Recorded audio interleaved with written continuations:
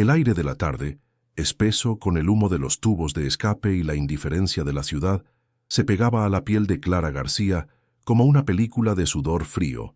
Sentada sobre una de las 3 bolsas de basura que ahora contenían toda su vida, sentía el cemento de la acera traspasar la tela fina de sus pantalones, un frío que parecía subir por sus huesos y alojarse directamente en su corazón. A su lado, su hijo Lucas, de apenas 8 años, se acurrucaba contra ella, con los ojos muy abiertos y asustados, aferrando un osito de peluche al que le faltaba un ojo. Los coches pasaban rugiendo, ajenos a la pequeña isla de miseria que formaban en el mar de asfalto. El ruido era un martillo constante en su cabeza, mezclado con el susurro del plástico de las bolsas cada vez que una ráfaga de viento las golpeaba. Un nudo de pánico helado se le formó en la garganta. Desahuciada. La palabra resonaba en su mente, cruda y violenta. Estaban en la calle, y la noche estaba empezando a caer. Su cuerpo temblaba, pero no sabía si era por el frío o por el terror puro. Dentro del bolsillo de su chaqueta gastada, sus dedos se cerraron sobre el único tesoro que le quedaba en el mundo. Un billete de 50 euros, arrugado, suave por el uso, casi una reliquia. 50 euros. Ese era el precio de su dignidad, el muro de papel que se interponía entre su hijo y el hambre más cruda. El estómago le dolía, una punzada hueca y constante que le recordaba que ni ella ni Lucas habían comido nada más que una manzana compartida desde la mañana. Podía escuchar el eco de la voz del propietario en su mente, dura y sin compasión. Las deudas se pagan, Clara. Podía sentir la vibración de la puerta al cerrarse por última vez, un sonido definitivo que la había expulsado de su hogar y la había arrojado a esta acera anónima. El olor a polvo y a la ropa húmeda que emanaba de las bolsas le revolvía el estómago. Una náusea de miedo y humillación subió por su garganta y tuvo que tragar saliva con fuerza para no vomitar allí mismo, delante de su hijo. Era una viuda de 35 años, una limpiadora, y ahora no era nada. Un recuerdo fugaz de su esposo, de su risa cálida y sus manos fuertes, la asaltó como un ladrón en la noche. Juntos habían soñado con un futuro, una pequeña casa, ver a Lucas crecer sano y feliz, pero la vida, cruel y caprichosa, se lo había llevado hacía 3 años, dejándola sola para luchar. Y había luchado. Había limpiado suelos hasta que sus rodillas sangraban, había fregado platos hasta que sus manos se agrietaron, había aceptado cualquier trabajo por mísero que fuera, pero el cierre de la fábrica donde tenía su empleo fijo fue el principio del fin. Las deudas se acumularon como una marea oscura, primero pequeñas facturas, luego el alquiler. «Mamá, ¿por qué estamos aquí? ¿Vamos a un parque nuevo?», preguntó la vocecita de Lucas, sacándola de su trance. El corazón de Clara se partió en 1000 pedazos. La inocencia de su hijo era una tortura, un espejo que reflejaba la magnitud de su fracaso. Lágrimas silenciosas y calientes comenzaron a rodar por sus mejillas, trazando surcos limpios en la suciedad invisible que sentía en su piel. Las luces anaranjadas de las farolas comenzaron a parpadear, una a una, tiñendo la calle de un resplandor artificial y enfermizo. Con la luz del día desapareciendo, el aire se volvió más frío, más mordiente. Clara le subió la cremallera de la chaqueta a Lucas y lo apretó más contra ella, intentando transferirle un calor que ella misma no sentía. La ciudad cambiaba de rostro por la noche. Los rostros apresurados de los oficinistas eran reemplazados por miradas más lentas, más curiosas, algunas evaluadoras. Se sintió expuesta, un animal herido a la vista de los depredadores. Un hombre se detuvo unos segundos, mirándolos con una expresión que Clara no supo descifrar, y su espina dorsal se congeló. El agotamiento pesaba sobre sus párpados como plomo, y cada músculo de su cuerpo gritaba por descanso. Un descanso que no podía permitirse. No aquí, no en medio de esta jungla de hormigón, donde el único sonido de consuelo era la respiración acompasada de su hijo, ignorante del peligro que los rodeaba por todas partes. Finalmente, el cansancio venció al miedo en el pequeño cuerpo de Lucas. Se durmió sobre su regazo, con la cara manchada por lágrimas secas y el osito de peluche aplastado contra su pecho. Clara lo observó, y una ola de amor tan intensa que dolía físicamente la inundó, seguida por una punzada de fracaso tan amarga como la hiel. Le había fallado. Había prometido protegerlo, y ahora su único techo era un cielo contaminado de naranja y su única cama, el regazo de una madre rota. Miró el flujo incesante de faros, cada uno un mundo, una historia de la que ella no formaba parte. Se sentía sola, invisible, borrada. Abrazó a su hijo con fuerza, su ancla en un océano de desesperación, y le susurró al pelo una promesa silenciosa de que encontraría una salida, aunque no tuviera ni idea de cómo. ¿Qué harías en su lugar? ¿Con solo 50 euros y un hijo a tu cargo? ¿Te rendirías o lucharías hasta el final? Si quieres saber cómo Clara enfrenta su destino, suscríbete y no te pierdas el próximo capítulo de esta historia. Pasaron 2 días en un infierno de incertidumbre, durmiendo en un refugio para personas sin hogar, cuyo olor a lejía y desesperanza se impregnaba en la ropa y en el alma. El zumbido constante de los fluorescentes, el llanto ahogado de otros desamparados y la tos seca de los enfermos formaban una sinfonía de miseria que no dejaba descansar. Clara se aferraba a sus 50 euros como si fueran un amuleto sagrado. Fue en la mañana del tercer día, mientras hacía cola para un café aguado, cuando su viejo móvil, un modelo antiguo cuya batería apenas duraba, vibró en su bolsillo. Un número desconocido, con el corazón encogido por el miedo a que fueran más cobradores de deudas, contestó. Una voz masculina, formal y distante, se presentó como el albacea de una tal doña Elvira. Clara sintió un escalofrío recorrerle la espalda. Doña Elvira, su antigua jefa, había fallecido.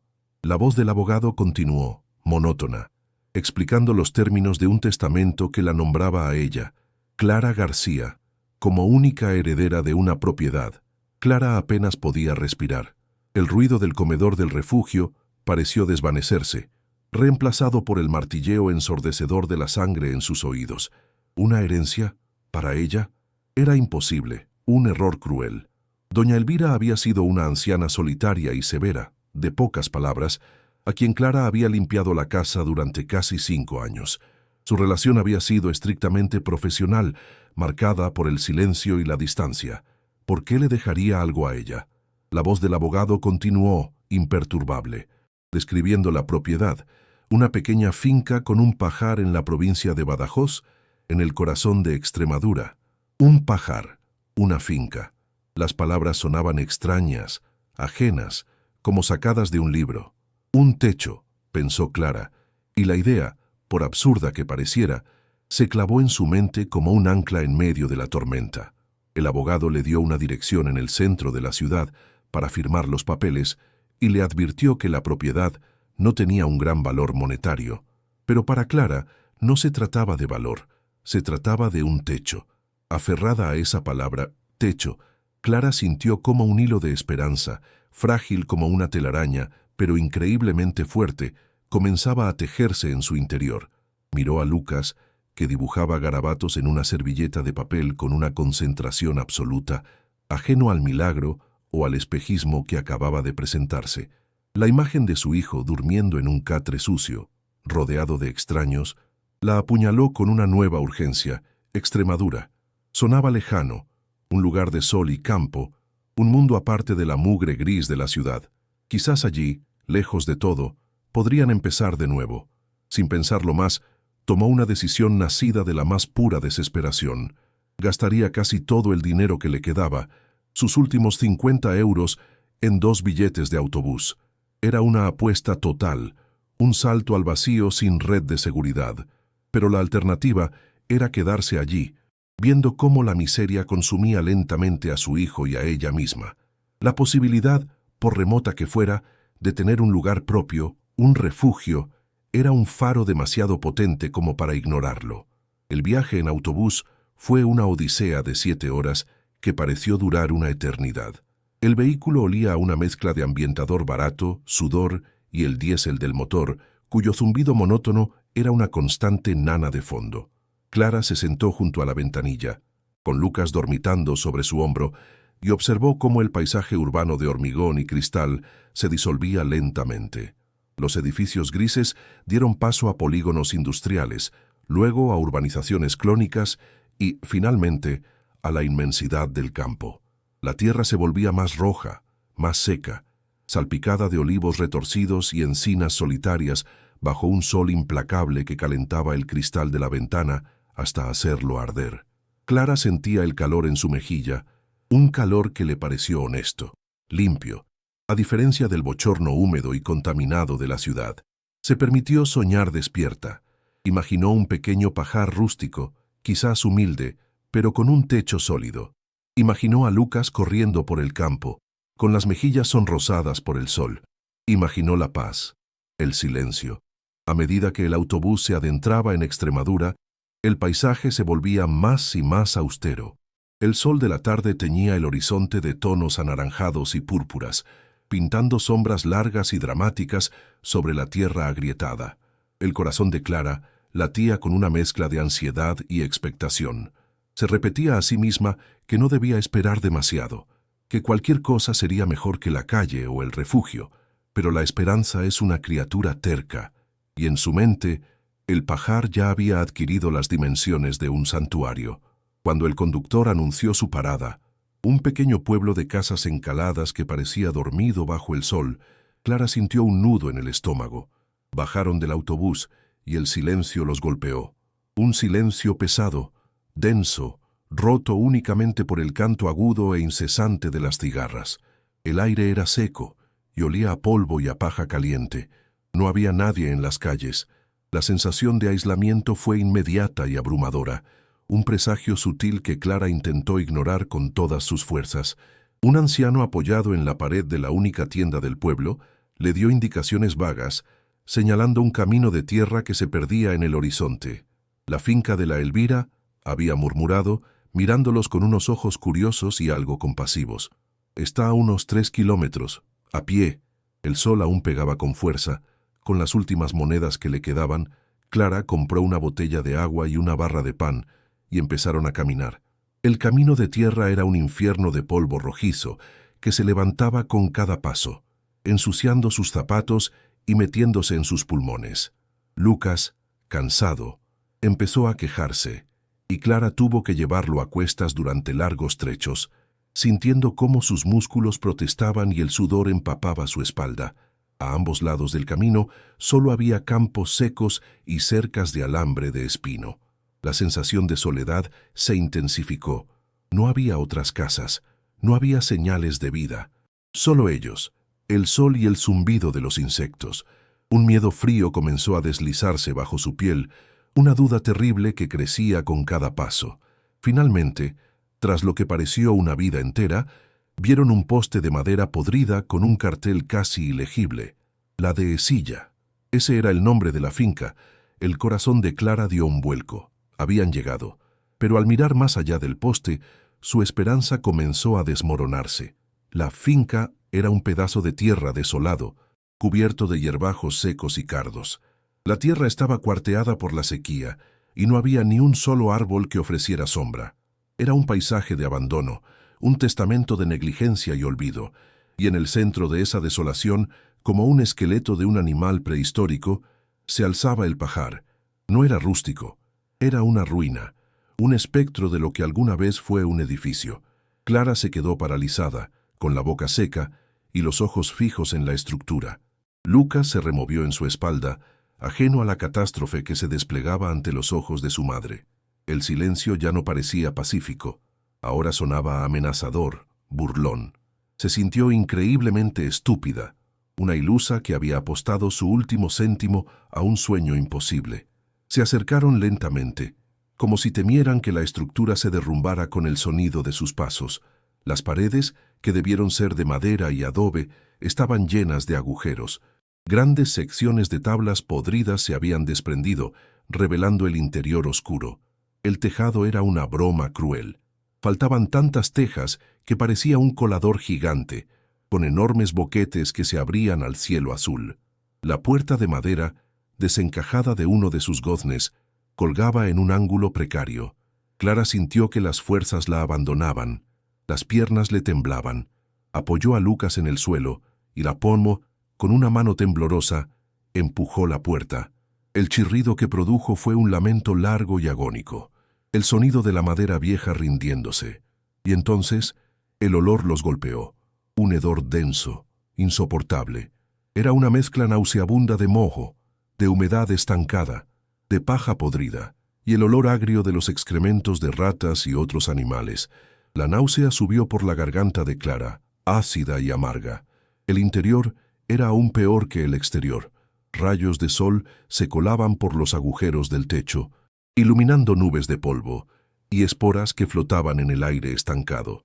El suelo estaba cubierto de una gruesa capa de heno viejo, escombros y basura. En un rincón, una pila de sacos rotos servía de nido para alguna criatura. Pudo ver los pequeños excrementos negros por todas partes. El sonido de algo pequeño y rápido escabulléndose entre la paja hizo que Lucas soltara un gritito y se aferrara a su pierna. No había rastro de electricidad, ni un cable, ni un interruptor, y, por supuesto, no había agua corriente, ni un grifo, ni una tubería. Nada. Era una cáscara vacía y podrida, un monumento a la decadencia. La realidad la golpeó con la fuerza de un puñetazo en el estómago. Había gastado todo su dinero. Había arrastrado a su hijo a través de media España. Y todo para esto, para cambiar la miseria urbana por el abandono rural más absoluto. Estaban atrapados. La esperanza, que horas antes la había mantenido en pie, se hizo añicos. Se quedó allí en el umbral de la ruina, incapaz de moverse. El peso de la situación la aplastó. Se sentía vacía, hueca. Había tocado fondo en la ciudad, pero esto era un abismo aún más profundo. Allí al menos había gente, luces, la posibilidad de pedir ayuda. Aquí no había nada, solo el silencio, el sol abrasador y este pajar que se burlaba de ella. Las lágrimas que había contenido durante todo el viaje comenzaron a brotar, calientes y furiosas. No eran lágrimas de tristeza, sino de rabia y de una desesperación tan profunda que dolía físicamente. Abrazó a Lucas con fuerza, escondiendo su rostro en el pelo del niño para que no viera su derrumbe. El milagro se había revelado como una trampa cruel. Doña Elvira no le había dejado un techo, le había legado su propia soledad, su propio abandono. Un sollozo seco y desgarrado se escapó de su garganta. Estaban más solos, más perdidos y más desesperados que nunca. La finca no era un refugio, era una tumba, y acababan de entrar en ella por su propio pie, sin escapatoria posible. Un escalofrío recorrió la espina dorsal de Clara, a pesar del calor sofocante. La magnitud de su error era tan colosal que la paralizaba. Miró a su alrededor, a la tierra yerma, al pajar en ruinas, y luego al rostro de su hijo, que la miraba con una confianza que le partía el alma. «¿Vamos a vivir aquí, mamá? Huele feo». Su vocecita inocente fue la última gota que colmó el vaso de su entereza. Se derrumbó, no físicamente, pero sí por dentro. La energía que la había impulsado, la fuerza de la madre que lucha por su cachorro, se evaporó, dejándola con una fatiga que le pesaba en los huesos y en el espíritu. Se dio cuenta de que no solo habían cambiado la acera de la ciudad por un suelo de tierra, sino que habían perdido la última moneda, la última conexión con el mundo que conocían. Aquí, sus gritos se perderían en el viento. Su hambre sería invisible. Eran fantasmas en una tierra fantasma. La falsa esperanza la había llevado directamente al fondo del pozo, un lugar mucho más oscuro y solitario de lo que jamás hubiera podido imaginar. La tarde avanzaba, y las sombras comenzaron a alargarse, volviendo el interior del pajar aún más oscuro y siniestro. Los sonidos de la naturaleza, que antes podrían haber sido reconfortantes, ahora parecían llenos de amenazas. El ulular de un ave lejana sonaba como un lamento, el crujido de las maderas del pajar como susurros maliciosos. Clara sentía el miedo primitivo a la oscuridad, a lo desconocido, reptando por su piel. Tenía que ser fuerte por Lucas, pero se sentía como un fraude. ¿Cómo podía protegerlo aquí? ¿De qué? ¿De las ratas? ¿Del frío de la noche que se colaría por los 1000 agujeros de su nuevo hogar? ¿Del hambre que pronto comenzaría a morderles el estómago con más fuerza? El pan y el agua que había comprado no durarían para siempre. La desesperación era una presencia física, un nudo en su pecho que le impedía respirar hondo. Cada bocanada de aire olía a fracaso, a moho, a la podredumbre de sus propias esperanzas. Se sentía completamente vencida, una marioneta cuyos hilos habían sido cortados. Con el último resquicio de luz solar, Clara arrastró algunas de las bolsas de basura que había conseguido traer consigo al interior del pajar. Intentó encontrar el rincón menos sucio, el menos expuesto a los elementos. Barrió la paja podrida con un trozo de madera, creando un pequeño claro en el suelo de tierra apisonada. Era un gesto patético, inútil, pero necesitaba hacer algo, cualquier cosa, para no dejarse consumir por la parálisis del pánico. Lucas, agotado por el viaje y la caminata, se acurrucó sobre una de las bolsas, usando una chaqueta como almohada, y se quedó dormido casi al instante. Clara lo cubrió con su propio abrigo, aunque la noche prometía ser cálida. Lo observó dormir, su pequeño pecho subiendo y bajando rítmicamente, y sintió una oleada de amor tan feroz que casi la ahoga. Pero inmediatamente después llegó la culpa, aplastante. Lo había traído a este lugar horrible. Le había fallado de la manera más fundamental en que una madre puede fallarle a su hijo. Se sentó en el suelo junto a él, abrazando sus rodillas, y escuchó los sonidos de la noche extremeña. El canto de los grillos era un coro incesante y monótono. A lo lejos, el aullido de un perro. El viento soplaba a través de los agujeros de las paredes, produciendo un silbido bajo y lúgubre. Se sentía como la última persona sobre la faz de la tierra. Sacó de su bolsillo el papel arrugado del testamento que había firmado esa misma mañana. A la escasa luz de la luna que se filtraba por el techo, releyó las palabras: «Lego mi única propiedad, a Clara García, en agradecimiento por su discreto servicio». ¿Discreto servicio? ¿Qué significaba eso? ¿Era todo esto una broma macabra?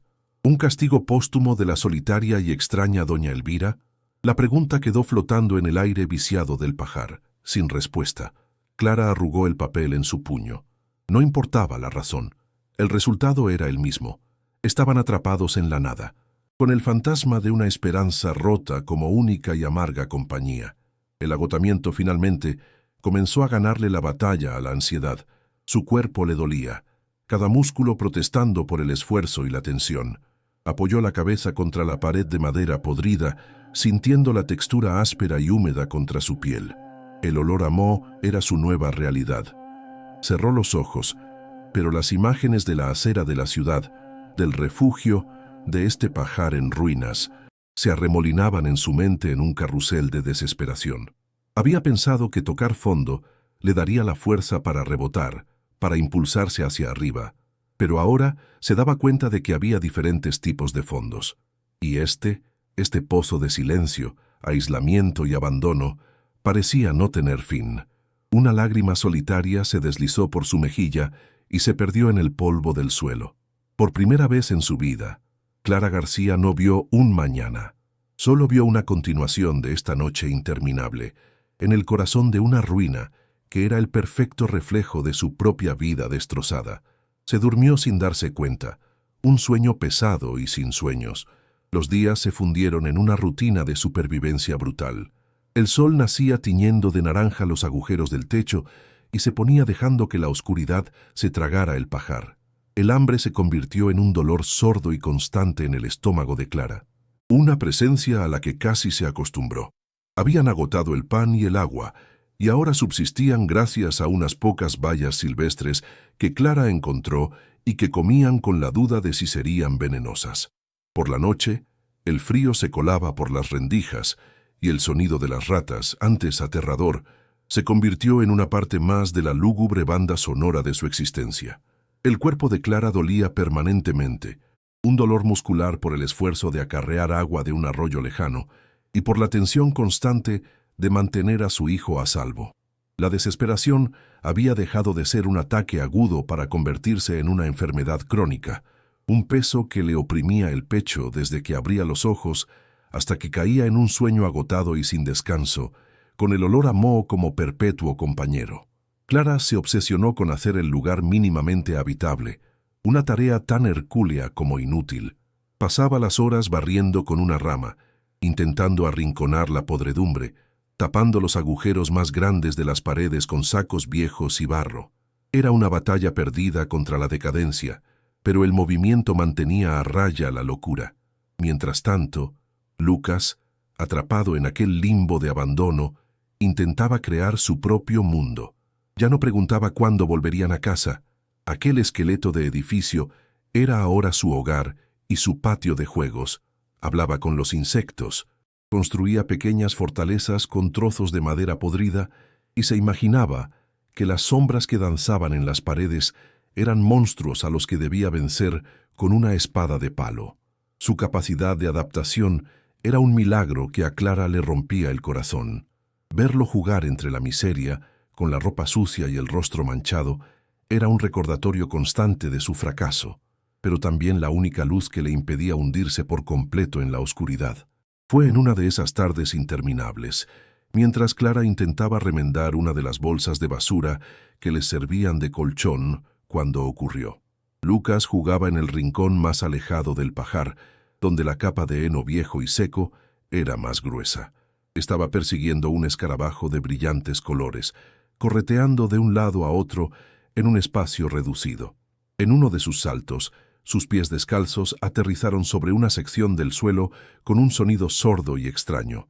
Un toc hueco, completamente diferente al ruido macizo de la tierra apisonada que cubría el resto del suelo. Se detuvo en seco, con la cabeza ladeada, como un perrito que oye un ruido desconocido. El escarabajo se escapó, pero a Lucas ya no le importaba. Volvió a pisar el mismo sitio, con más cuidado esta vez. Toc, toc. El sonido se repitió, inequívoco. Una sonrisa de curiosidad se dibujó en su rostro sucio.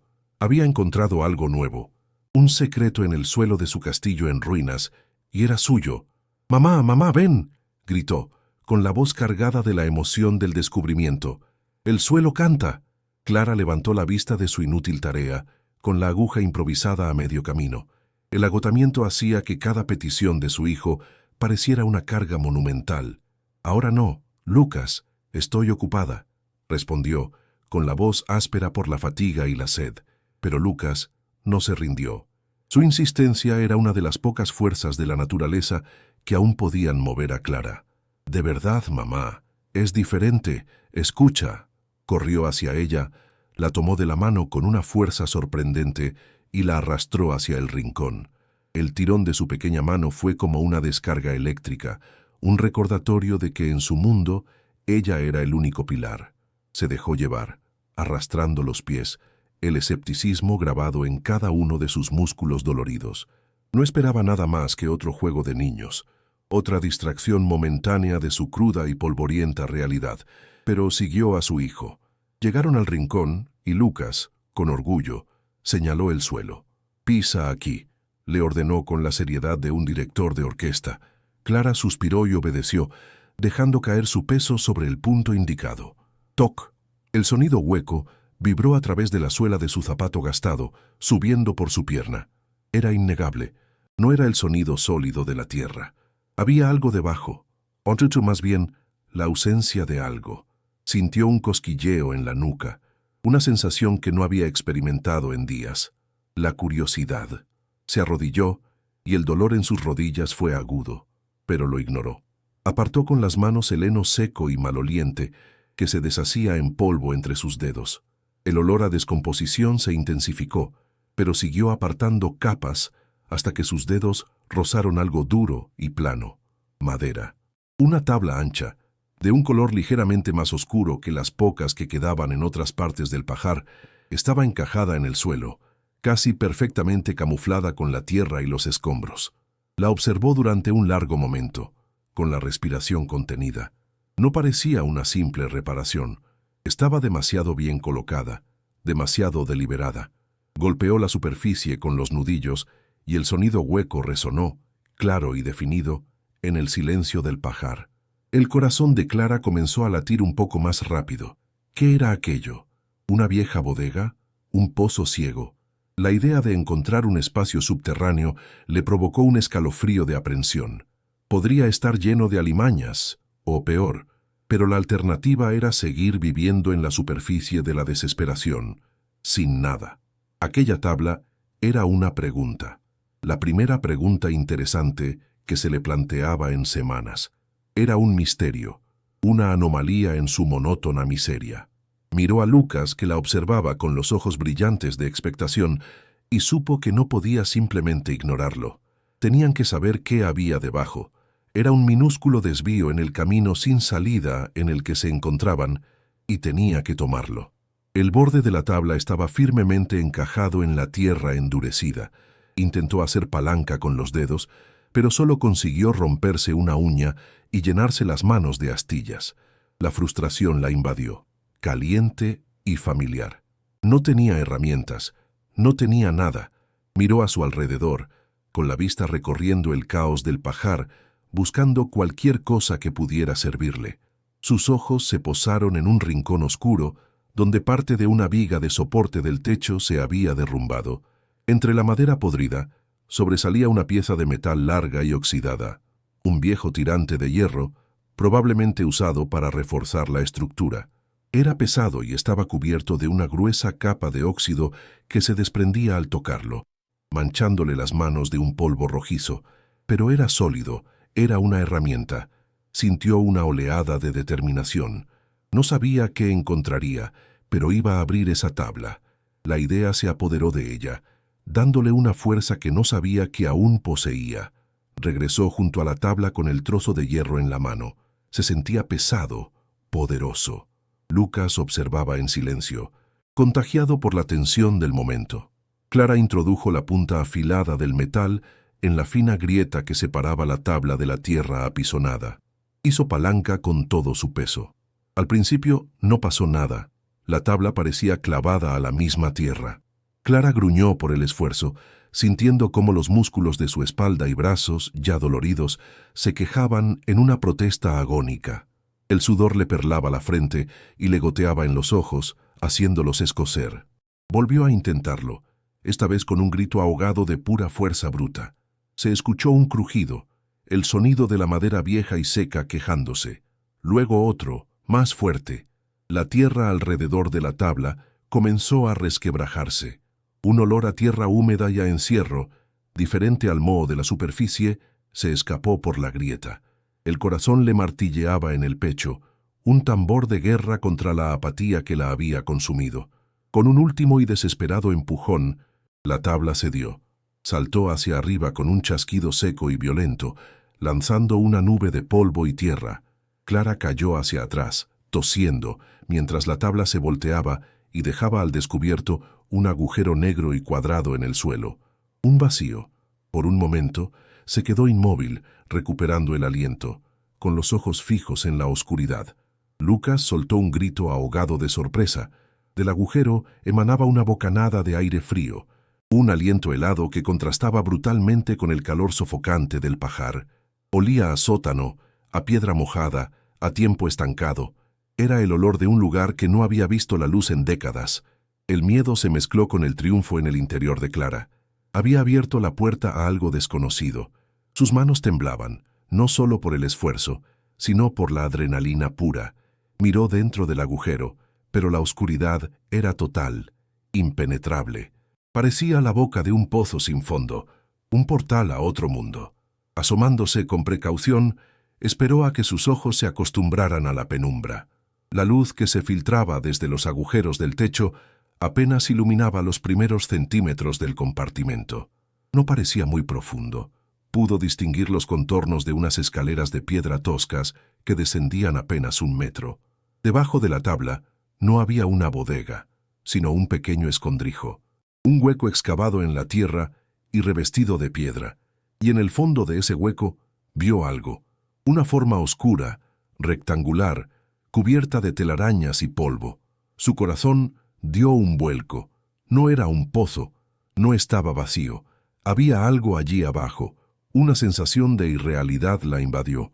Todo aquello parecía sacado de un sueño febril. Se giró hacia Lucas y le puso una mano en el hombro. «Quédate aquí, no te muevas», le dijo con una voz que intentaba sonar firme, pero que temblaba ligeramente. La curiosidad había vencido por completo al miedo. Tenía que bajar, tenía que ver qué era aquello. Descendió los pocos escalones de piedra, sintiendo su superficie fría e irregular bajo las suelas de sus zapatos.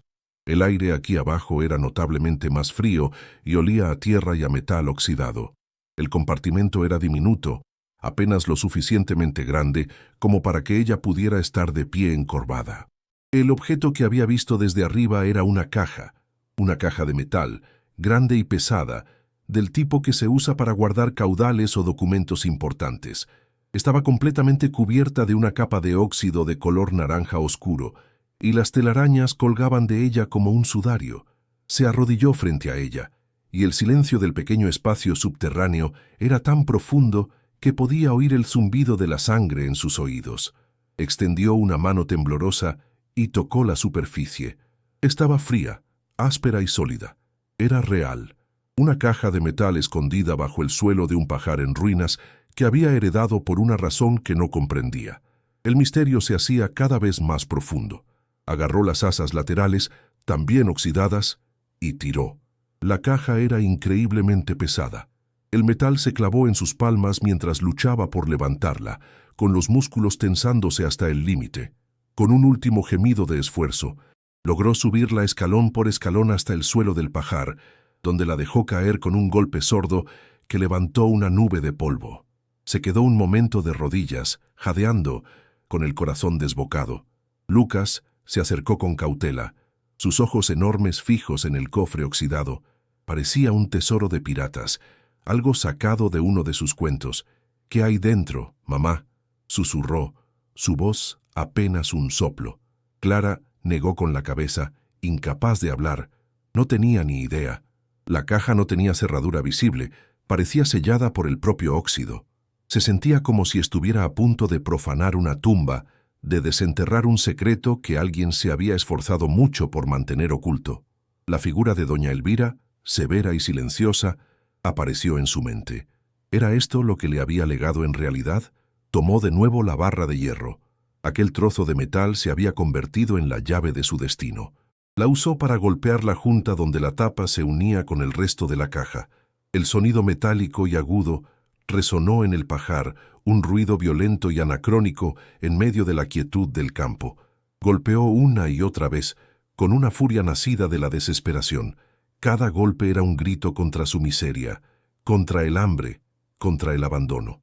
El óxido comenzó a saltar en pequeños fragmentos, revelando el metal más oscuro que había debajo.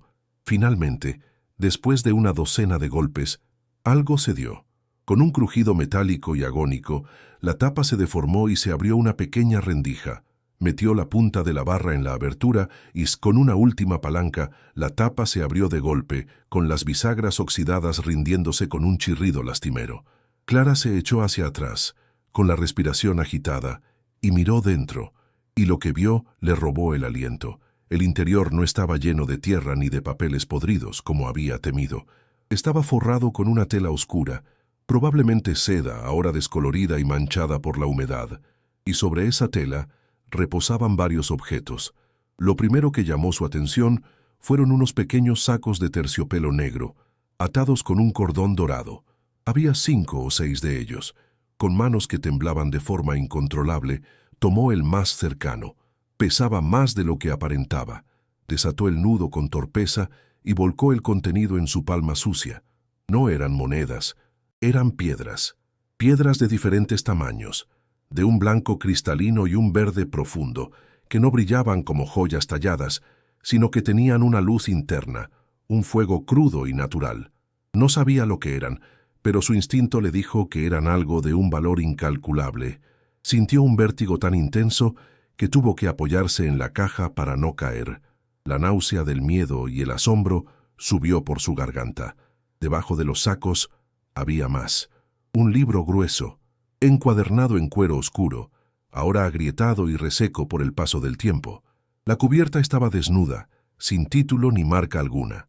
Al lado del libro, un fajo de documentos, atados con una cinta de tela roja que se había vuelto casi marrón. Los papeles eran amarillentos, quebradizos, y las esquinas estaban dobladas y rotas. Podía ver líneas de texto escritas con una caligrafía elegante pero descolorida. Un olor particular emanaba de la caja, el aroma del papel viejo, del cuero, de la tinta y del tiempo mismo. Era el olor de los secretos guardados. Clara sentía que estaba violando algo profundamente personal, algo que nunca debió haber sido encontrado. El peso de aquellas piedras en su mano, la presencia de aquel diario silencioso, todo parecía vibrar con una energía propia, con una historia que gritaba por ser contada. Y ella, de repente, se había convertido en su única oyente. La miseria había dado paso al misterio, y el misterio prometía ser mucho más peligroso. Con las manos aún temblorosas por el esfuerzo y la adrenalina, Clara apartó los sacos de terciopelo. Las piedras en bruto, frías y pesadas, parecían absorber la escasa luz del pajar, indiferentes a la miseria que las rodeaba. Su valor era una idea abstracta, casi aterradora, pero el libro de cuero la llamaba con una urgencia mayor. Era un imán para su alma atormentada. Lo levantó con un cuidado reverencial. El cuero estaba reseco y agrietado, frío al tacto. El olor a papel viejo y a tiempo encapsulado llenó sus pulmones, un aroma a confesión y secreto. Sentía que estaba a punto de cruzar un umbral sagrado, de escuchar la voz de un fantasma. Cada fibra de su ser le gritaba que volviera a cerrar la caja, que enterrara de nuevo el secreto y huyera, pero la imagen de Lucas durmiendo entre la suciedad la anclaba a ese momento. La verdad, por terrible que fuera, era lo único que poseía, y la llave a esa verdad estaba en sus manos, encuadernada en un cuero que parecía susurrar historias de dolor y arrepentimiento. Abrió el diario. La primera página estaba escrita con una caligrafía elegante, pero los trazos se volvían temblorosos en algunas palabras, como si la mano que las escribió hubiera sido sacudida por un sollozo. Era, sin duda, la letra de doña Elvira. La tinta, de un azul desvaído, comenzaba su confesión. A quien encuentre esto, que Dios le perdone por desenterrar mi pecado, y que me perdone a mí por no haber tenido el valor de hacerlo yo misma. Clara sintió un escalofrío recorrer su espina dorsal. No eran las divagaciones de una anciana, era el preludio de un horror. El texto hablaba de una fortuna que no era tesoro, sino una ancla que la había arrastrado al fondo de un mar de culpa durante toda su vida. Una culpa heredada. Un veneno que corría por las venas de su familia y que había manchado la misma tierra que Clara ahora pisaba. El corazón de la joven madre se encogió. Esto no era un golpe de suerte, era una condena. Se dio cuenta de que doña Elvira no le había dejado una herencia, sino un juicio final. Las siguientes páginas pintaban un retrato aterrador del padre de Elvira, un hombre al que ella solo se refería como el coronel, un pilar del régimen de Franco, un hombre de poder absoluto en aquella comarca olvidada, cuya palabra era ley y cuyo silencio era una amenaza de muerte. El diario describía cómo, durante unas obras en la finca, había descubierto una veta de diamantes y esmeraldas de una pureza excepcional. En lugar de declarar el hallazgo, la avaricia se apoderó de él. Vio la oportunidad de amasar una fortuna secreta, inmensa, al margen de cualquier ley que no fuera la suya. La dictadura, con su manto de oscuridad y miedo, era el ecosistema perfecto para su plan. Nadie haría preguntas. Nadie se atrevería. Elvira describía el brillo febril en los ojos de su padre, una locura fría y calculadora que la aterrorizó incluso siendo una niña. Clara tragó saliva. El aire seco del pajar de repente se sentía pesado, asfixiante, cargado con la memoria de aquella codicia sin límites. La confesión se volvía más oscura. Para explotar la mina ilegal, el coronel necesitaba mano de obra. Una mano de obra silenciosa, desechable, invisible, y el régimen se la proporcionó gustosamente. El diario hablaba de camiones que llegaban en mitad de la noche, sin luces, como bestias sigilosas. De ellos bajaban hombres, o las sombras de lo que una vez fueron hombres. Eran presos políticos, disidentes, rojos, sacados de las cárceles con la excusa de trabajos para la comunidad. Elvira los describía con un dolor palpable. Eran esqueletos cubiertos de piel, con los ojos hundidos en cuencas de desesperación. Sus miradas estaban vacías, pero a veces, cuando creían que nadie los veía, ardía en ellas una brasa de odio puro. Clara tuvo que detener la lectura. Una náusea violenta subió por su garganta. Podía oír el eco de sus cadenas imaginarias, sentir el frío de su desesperanza. Aquellos hombres habían cavado su propia tumba y la de muchos otros, justo bajo sus pies. Las piedras preciosas que ahora yacían a su lado adquirieron una nueva y monstruosa dimensión. Ya no eran una posible salida a su pobreza, eran fragmentos de sufrimiento, cristalizaciones de la crueldad humana. Elvira lo describía con una crudeza poética. Cada diamante era una lágrima que no se pudo derramar. Cada esmeralda, un grito ahogado en la garganta de un hombre olvidado. El diario narraba el régimen de terror en la mina. Los derrumbes que no eran accidentes, las enfermedades que no se trataban, las desapariciones que se justificaban con intentos de fuga. El coronel gestionaba su operación con una eficiencia brutal, extrayendo la riqueza de la tierra y las vidas de aquellos hombres con la misma indiferencia.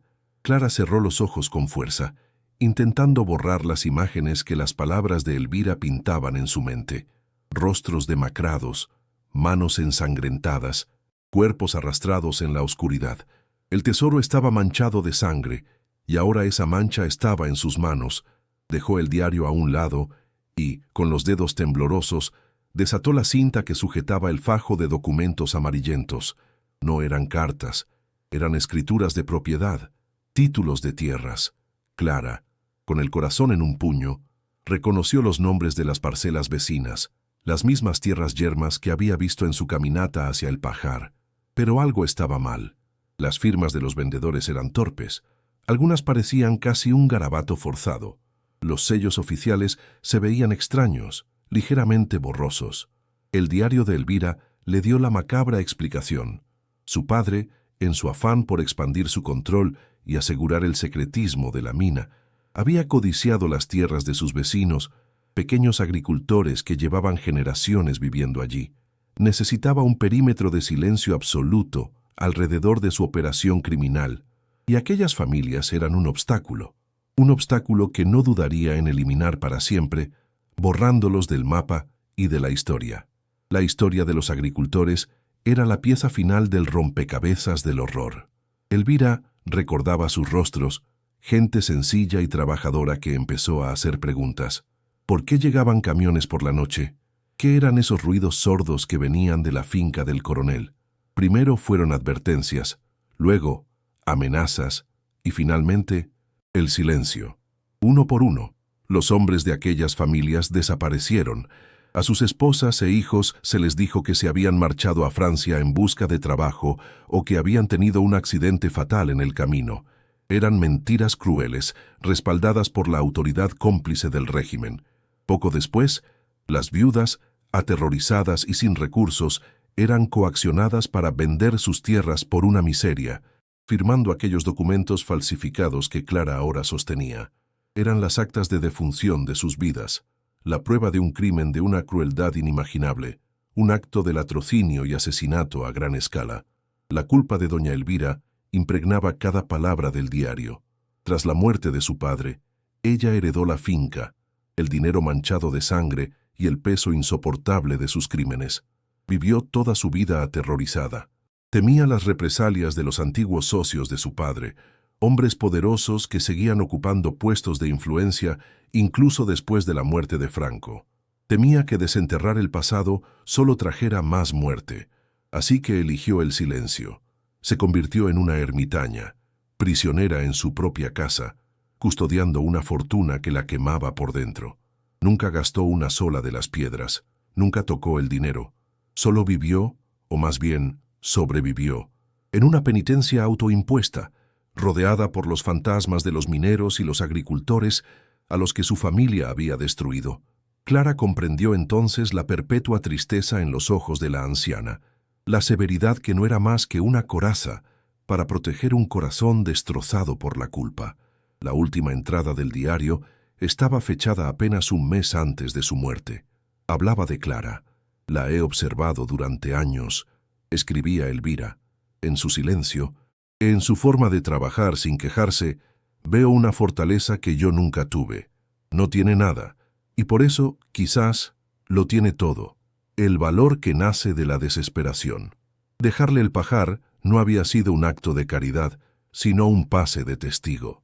Elvira, demasiado cobarde para buscar justicia, le estaba entregando la carga a ella. Era un acto final y desesperado, una apuesta a que una extraña, una madre sin nada que perder, se atrevería a hacer lo que ella nunca pudo, sacar la verdad a la luz. No le dejo una propiedad, le dejo una elección, concluía la nota. La elección entre la riqueza manchada de sangre o la justicia para los muertos. Que Dios la guíe, porque yo ya estoy condenada. Clara sintió el peso de esa elección aplastándola. Era una carga demasiado pesada para una sola mujer. Cerró el diario. El silencio del pajar era ahora un rugido en sus oídos. El sol de la tarde que se filtraba por los agujeros del techo parecía acusador. Miró las joyas, luego el diario, luego a su hijo, que dormía ajeno a la pesadilla que acababa de desatarse. El miedo que había sentido hasta ahora, el miedo al hambre, al frío, a la soledad, era un juego de niños comparado con esto. Este era un miedo visceral, el miedo a un poder oscuro y antiguo que había matado antes y que, sin duda, volvería a matar para proteger sus secretos. Ya no era una simple limpiadora desahuciada, era la guardiana de una verdad peligrosa, una verdad que podía destruir a hombres muy poderosos, y esos hombres, o sus herederos, no se detendrían ante nada para mantenerla enterrada. La herencia de doña Elvira no era una solución a sus problemas, era el comienzo de una pesadilla mucho más profunda y mortal. Un escalofrío helado la recorrió, el presagio de un peligro inminente. Fue entonces cuando lo oyó. Un sonido que no pertenecía a aquel paisaje de silencio y cigarras. El motor de un coche, un motor potente, caro, que se acercaba por el camino de tierra con una velocidad arrogante. El ruido creció hasta convertirse en un rugido que hizo vibrar las maderas podridas del pajar. El corazón de Clara saltó a su garganta, un pájaro enjaulado y aterrorizado. Su primer instinto fue de pánico puro, con una rapidez que no sabía que poseía. Arrojó el diario y los documentos de nuevo en la caja de metal, la cerró de un golpe y con un esfuerzo sobrehumano, la empujó de nuevo al agujero del suelo. Agarró la tabla de madera y la colocó sobre la abertura, cubriéndola frenéticamente con heno y polvo. Apenas había terminado cuando el motor del coche se detuvo justo afuera. El silencio que siguió fue aún más aterrador. Un portazo resonó, seco y violento, como un disparo. Alguien estaba allí. Ya era demasiado tarde. Una silueta alta y oscura se recortó contra el rectángulo de luz cegadora de la entrada. La figura se detuvo en el umbral, permitiendo que sus ojos se ajustaran a la penumbra, escrutando el interior con una mirada lenta y evaluadora. Cuando dio un paso adelante, la luz reveló a un hombre de unos 50 años, vestido con un traje de lino de color claro que gritaba dinero y poder. Su pelo era plateado, peinado hacia atrás con una pulcritud impecable, y su rostro, aunque atractivo, tenía una dureza en la mandíbula y una frialdad en los ojos azules que helaba la sangre. Observó el desorden, la suciedad, a Clara cubierta de polvo y a Lucas durmiendo sobre las bolsas de basura con una mueca de profundo desprecio, como si estuviera contemplando a una especie inferior. El aire se cargó de una tensión insoportable. Clara se sentía como una rata acorralada, completamente expuesta ante la mirada de un depredador. El hombre era una encarnación del peligro. «Clara García, supongo», dijo el hombre. Su voz era suave, educada, pero tenía un filo cortante como el cristal roto. No esperó una respuesta. «Mi nombre es Ricardo, don Ricardo para usted. Soy el sobrino de Elvira». Avanzó unos pasos más, sus zapatos italianos de cuero esquivando con pericia los montones de paja podrida. Su mirada no dejó de recorrer el lugar, calculando, juzgando. Tengo que admitir que el último acto de mi tía me ha dejado perplejo. Siempre tuvo un sentido del humor, macabro. Dejarle este antro inmundo a su sirvienta es una broma de mal gusto, ¿no le parece? Cada palabra era un dardo envenenado, diseñado para humillarla, para dejarle clara su insignificancia. Clara se sintió encogerse bajo su mirada, su garganta tan seca que no podía articular palabra. El miedo la paralizaba. A aquel hombre rezumaba una autoridad y una amenaza que eclipsaban por completo el poder del casero que la había desahuciado. Don Ricardo se detuvo a pocos metros de ella, las manos en los bolsillos de su pantalón perfectamente planchado. Una sonrisa que no llegó a sus ojos fríos se dibujó en sus labios. Pero no he venido hasta este secarral para lamentar la senilidad de mi tía. He venido a hacerle un favor. Esta propiedad, como puede ver, es una ruina. No vale absolutamente nada. Sin embargo, por un extraño capricho sentimental, me gustaría conservarla en la familia. Hizo una pausa dramática, observando la reacción de Clara. Le ofrezco 5.000 euros, en efectivo, ahora mismo. Un acto de pura caridad. Puede tomarlo, volver con su hijo a la civilización y olvidar este mal sueño. La oferta era ridícula, una miseria, pero la forma en que la hizo, la certeza en su voz, le dijo a Clara todo lo que necesitaba saber. Él sospechaba algo, o peor aún, sabía que había algo, y había venido a reclamarlo, creyendo que ella sería fácil de intimidar. El terror luchaba en el interior de Clara contra un incipiente brote de rabia. La injusticia de todo aquello, el desprecio de aquel hombre, la memoria de los hombres muertos bajo sus pies, le dieron una pizca de fuerza. Tartamudeando, apenas en un susurro, rechazó la oferta. La sonrisa de don Ricardo se desvaneció al instante. Su rostro se convirtió en una máscara de fría furia. Dio un paso amenazador hacia ella, y Clara retrocedió instintivamente, protegiendo con su cuerpo a Lucas, que comenzaba a removerse. «Escúcheme con atención, estúpida», siseó, su voz ahora un veneno helado. «Esta no es una negociación. Piénselo bien. Es un lugar muy aislado muy solitario. Por las noches aquí ocurren cosas. Los pajares viejos se queman con facilidad, los pozos son profundos, y los niños pequeños son muy curiosos. A veces tienen accidentes». Se inclinó ligeramente. «¿Entiende lo que le estoy diciendo?» La amenaza, brutal y directa, quedó flotando en el aire viciado. «¿Qué harías en su lugar? ¿Cogerías el dinero para salvar a tu hijo, enterrando la verdad para siempre? ¿O te enfrentarías a este monstruo, arriesgando todo por una justicia que parece imposible?» El coche de Ricardo se alejó, dejando una nube de polvo rojizo y un silencio más profundo y amenazador que antes.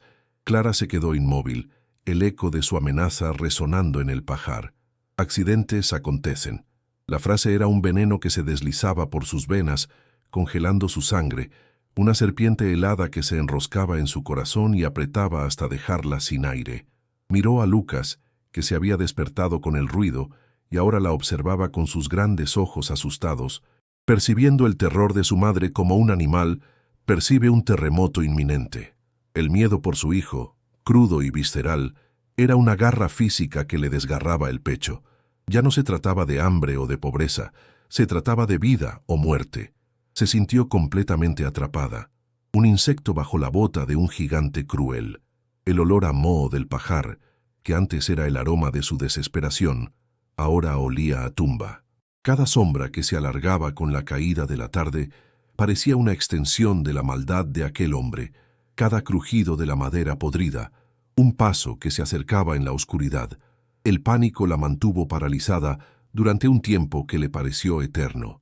Su mente era un torbellino de imágenes horribles, el pajar en llamas, la cara de su hijo deformada por el miedo, la oscuridad de un pozo sin fondo. La amenaza de Ricardo no era un farol. Lo había visto en la frialdad metálica de sus ojos, en la absoluta certeza de su poder. Sabía que volvería, quizás esa misma noche. La idea la sacudió con una violencia que rompió su parálisis. No podían quedarse allí. Serían presas fáciles, corderos esperando el cuchillo del matarife. Tenía que huir. Pero, ¿a dónde? No tenía dinero, ni a nadie en el mundo. Estaban tan aislados como náufragos en una isla desierta. La desesperación era una marea negra que amenazaba con ahogarla, pero bajo ella, una nueva emoción comenzó a arder. La rabia por la injusticia, por el desprecio de aquel hombre, por las vidas robadas que yacían enterradas bajo sus pies. Esa rabia fue el combustible que necesitaba. No iba a ser una víctima, iba a luchar. Un recuerdo fugaz, casi borrado por el trauma de la llegada, acudió a su mente. El anciano del pueblo, el que le había dado indicaciones, el que la había mirado con unos ojos que no eran de desprecio, sino de una extraña compasión. La finca de la Elvira, había murmurado, y en su tono había algo más que simple información. Era un tiro en la más completa oscuridad, una posibilidad entre 1.000.000, pero era la única que tenía. La casa del anciano, según recordaba, estaba a unos pocos kilómetros, en la dirección opuesta al pueblo.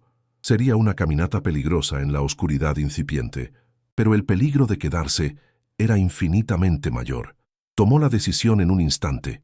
Con una determinación febril, volvió a arrodillarse junto al escondrijo. El corazón le martilleaba contra las costillas, un tambor de guerra que marcaba el ritmo de su huida. Tenía que llevarse las pruebas, el diario, los documentos, las joyas. Eran su única arma, su única esperanza de justicia. El peso de la caja era el peso de su destino. Con un esfuerzo sobrehumano, sacó la caja de metal del agujero. El óxido le arañó las manos y el peso casi le disloca los hombros, pero no le importó. El dolor era una prueba de que estaba viva, de que estaba luchando. Despertó a Lucas con suavidad, a pesar de la urgencia que la consumía. «Cariño, vamos a dar un paseo nocturno», le susurró, intentando que su voz sonara tranquila, una aventura en lugar de una huida aterrorizada. Lucas, somnoliento y confundido, no protestó. Clara se echó al hombro la única bolsa que contenía algo de ropa y con la otra mano agarró una de las asas de la pesada caja de metal. El sol ya se había puesto por completo, tiñendo el horizonte de un púrpura violento que pronto se volvería negro. Salió del pajar sin mirar atrás, como si temiera que el propio edificio pudiera atraparla entre sus muros podridos. El aire fresco de la noche era un alivio contra su piel febril, pero la oscuridad que se cernía sobre el campo estaba llena de nuevas amenazas, reales e imaginarias. Cada paso era una tortura. La caja de metal se sentía como si estuviera llena de plomo.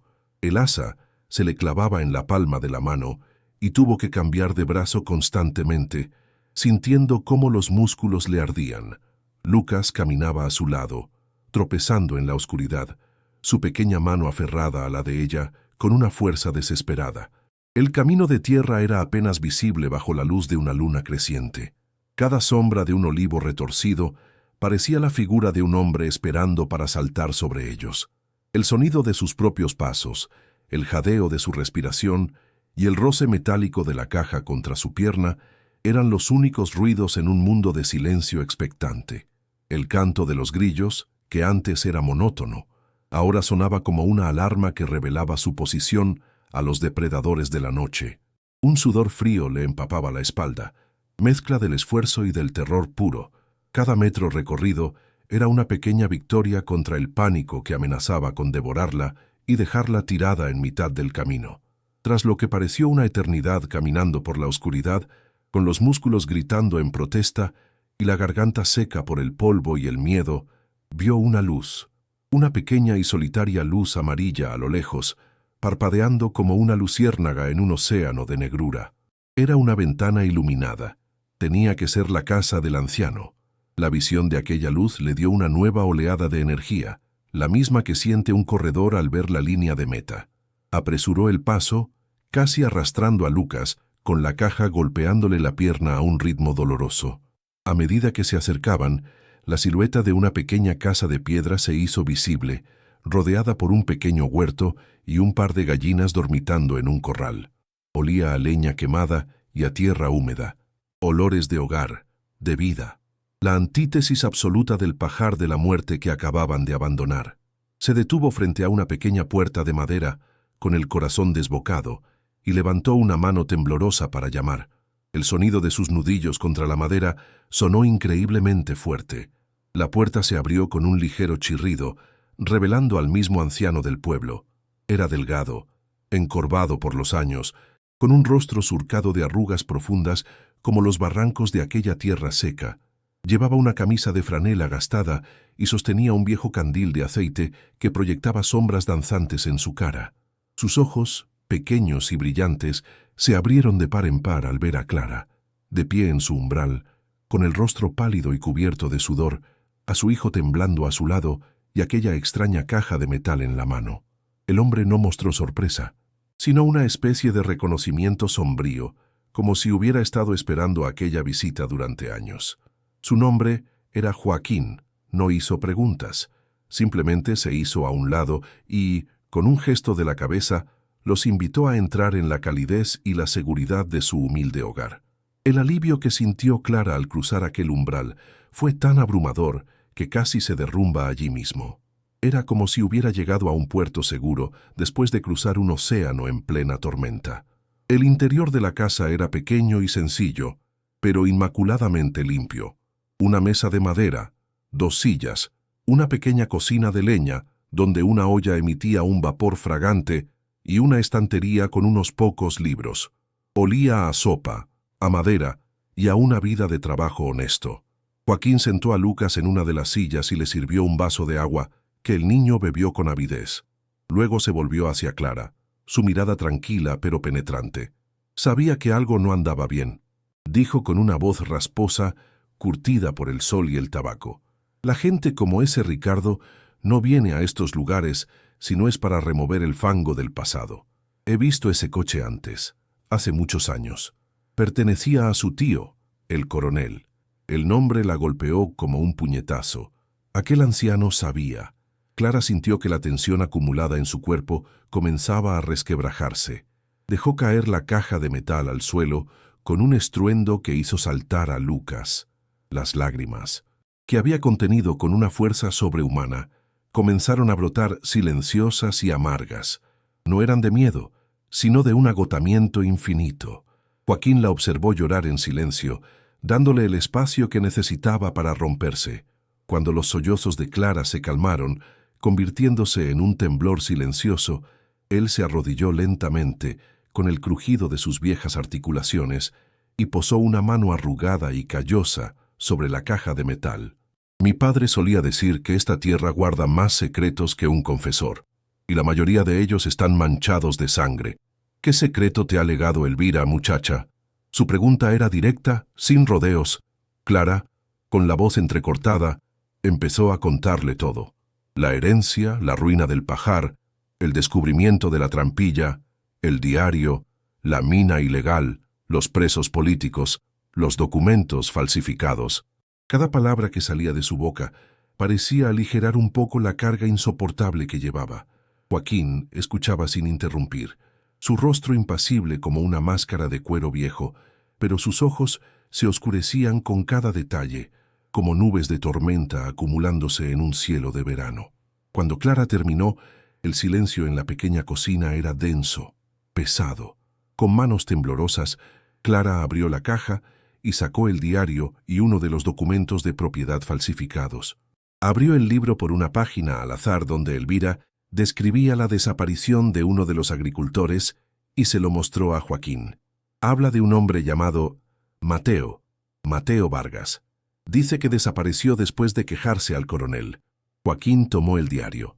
Sus manos, acostumbradas a la tierra y a la herramienta, eran sorprendentemente delicadas al sostener el frágil papel. Se puso unas gafas viejas que sacó del bolsillo de su camisa y acercó la página al candil. Sus labios se movieron, leyendo en silencio. Clara observó su rostro, esperando cualquier reacción. Vio cómo la mandíbula del anciano se tensaba, cómo una vena palpitaba en su sien. Vio cómo el dolor de una herida antigua, nunca cicatrizada, emergía de las profundidades de su memoria y se apoderaba de su expresión. El silencio se prolongó durante un minuto, que pareció una hora.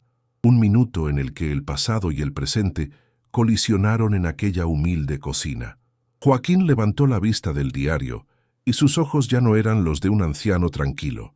Eran los ojos de un hombre que había visto el infierno y había sobrevivido para contarlo. Mateo Vargas. Repitió el nombre, y su voz era un susurro roto, cargado con el peso de medio siglo de dolor contenido. Mateo Vargas era mi padre. La revelación cayó sobre Clara con la fuerza de un rayo, dejándola sin aliento. De repente, todas las piezas del macabro rompecabezas encajaron. Aquel hombre no era solo un vecino compasivo, era una víctima, un superviviente, el último testigo vivo de los crímenes del coronel. La historia que ella había leído en el diario de una mujer muerta cobraba vida frente a ella, encarnada en el rostro de aquel anciano, sintió un escalofrío que le recorrió el cuerpo entero. El destino, o una fuerza más oscura, la había guiado hasta la única persona en el mundo que podía confirmar la verdad y entender la magnitud del peligro en el que se encontraba. La soledad que la había aplastado comenzó a disiparse, reemplazada por una extraña y terrible camaradería. La historia de Joaquín brotó de sus labios como un río represado que finalmente rompe su dique. Habló de su infancia en aquella tierra, de la pequeña finca de su padre, de los olivos que habían plantado juntos. Recordaba las noches en que llegaban los camiones, el miedo en los ojos de su madre, las conversaciones en susurros entre los vecinos. Recordaba a su padre, un hombre justo y valiente, yendo a hablar con el coronel, exigiendo respuestas. Fue la última vez que lo vio.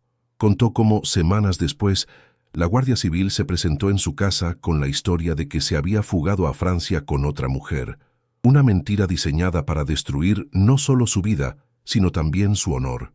Su madre, con el corazón roto y aterrorizada, se vio obligada a vender la tierra por una miseria a uno de los secuaces del coronel, la misma tierra cuya escritura falsificada Clara había tenido en sus manos. Era la historia del diario, pero contada con la voz de la pérdida, con el dolor real de un hijo que nunca pudo enterrar a su padre. Yo era solo un niño, continuó Joaquín, con la mirada perdida en los recuerdos. Pero los niños ven y oyen más de lo que los adultos creen. Oí a los hombres del coronel reírse, oí susurros sobre el pozo de la mina. Siempre supe que mi padre no se había marchado, siempre supe que lo habían matado, pero ¿qué podía hacer? Éramos pobres, nadie nos escuchaba, y el miedo era un veneno que silenció a todos los que sabían algo. La gente desaparecía. Era así de simple. Joaquín golpeó la mesa con un puño cerrado, un gesto de impotencia y rabia que había mantenido reprimido durante 50 años.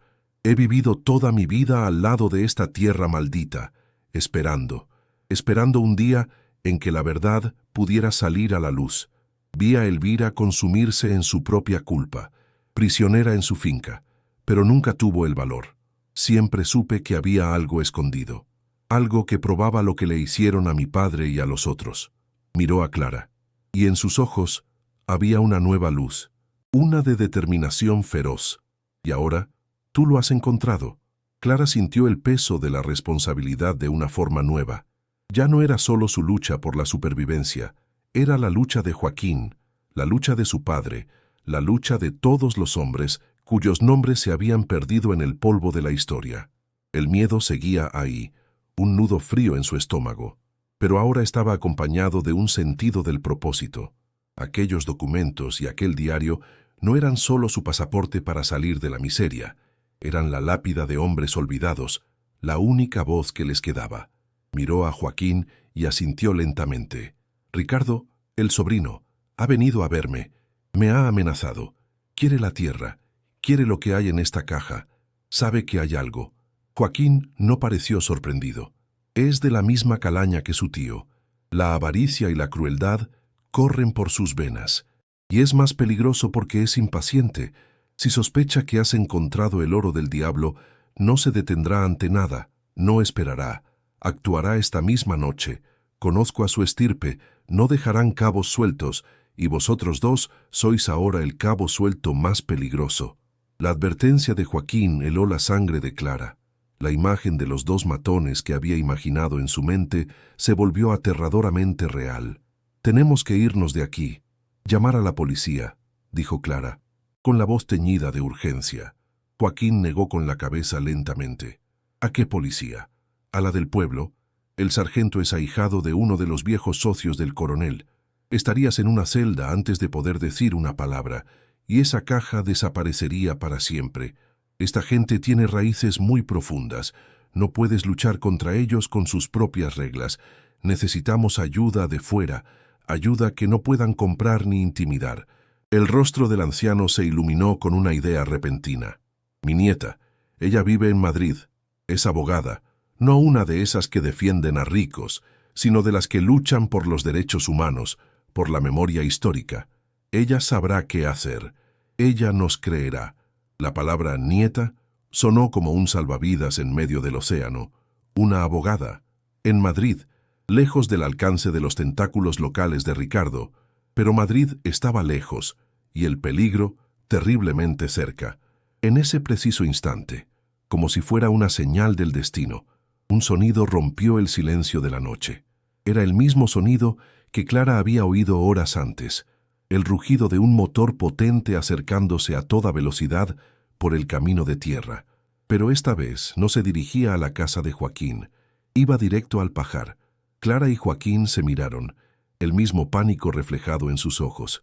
«Ya están aquí», susurró Joaquín, su voz tensa. Se acercó a la ventana y apartó una esquina de la cortina. A la luz de la luna, pudieron ver un coche oscuro, distinto al de Ricardo, deteniéndose bruscamente frente al pajar abandonado.